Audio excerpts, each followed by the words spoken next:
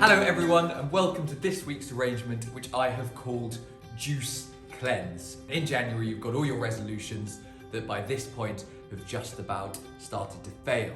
So I said I was going to cook a little bit more, that never happened. I said I was going to use my phone a little bit less, that never happened as well. But one thing I have just about managed to cling on to is juicing.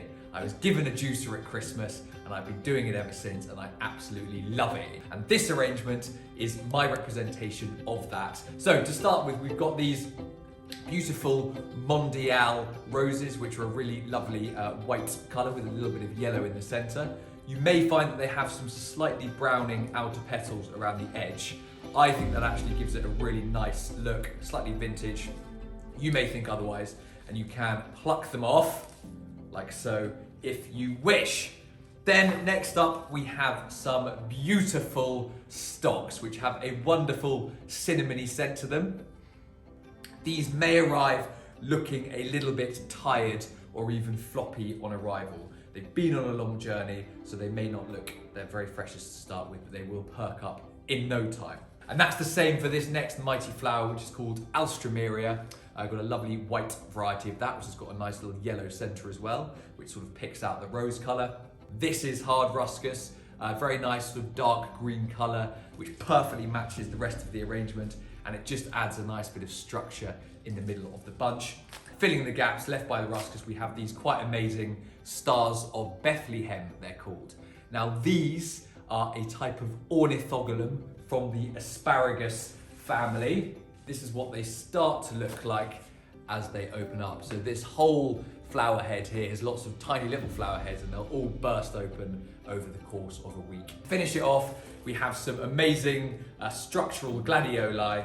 Okay, super. Then what we want to do is make sure we are looking after our flowers. And to do that, we want to start off with some clean room temperature water, which we want to be about 1/3 full. Then we want to make sure that we are trimming a diagonal inch off the end of every stem, like this.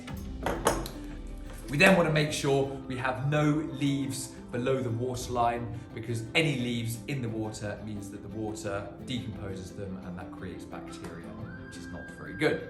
So now on to arranging this bunch. We're going to start with our roses evenly around the edge, and then we're going to fill the gaps with our stalks. And what we're trying to do here is create this very structural stem grid in the middle of the vase, which our taller flowers can stand upright in the middle. And we're now going to add to the stem grid with our Alstroemeria facing opposite each other. Next up, we're going to take our hard ruscus and we're going to create an even triangle a little more centrally with this. And you'll find that this now stands upright quite easily in the middle because we have this nice stem grid that we can use for support. And then we do the same with our Stars of Bethlehem, filling the gaps. And then we finish off with our majestic and tall gladioli. We follow the shape around, again sort of filling the gaps. So there we have it, a nice greeny white, very energetic arrangement that is a bit of a palate cleanser and makes me think of a lovely, delicious juice. Thanks for watching, see you next time.